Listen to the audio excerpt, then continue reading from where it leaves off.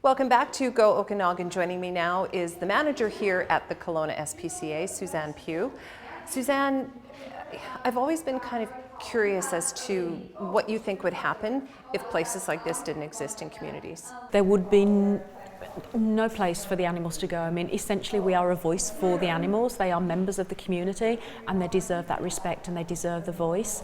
There's thousands of animals, 47,000 animals in the province that take shelter and refuge in a BC SPCA branch location around the province. So essentially those 47,000 animals would have nowhere to turn. Now, if someone has an animal that they feel that they need to bring here for whatever reason, is there protocol? Is there a process? Yeah, I mean, we always ask individuals to schedule appointments with us, and that's mostly so that we can spend the appropriate time with the person who has made a really difficult decision to surrender their animal. And it's heartbreaking, and we never judge anybody, and there's always a reason for the act.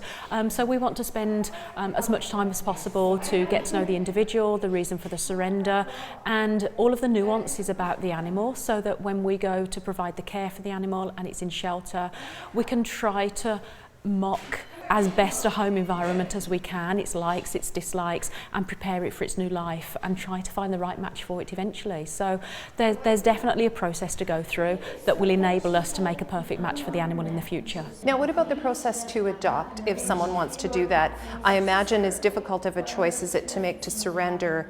I wonder if sometimes people rush into adoption. You know, lots of people get excited about adopting an animal.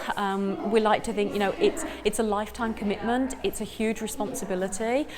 Let us help you with that. But ultimately, when somebody walks into the shelter to adopt, it's a really great thing because they've chosen to come to an SPCA and adopt a rescue animal. They're taking an animal away that is homeless and needs a place to live.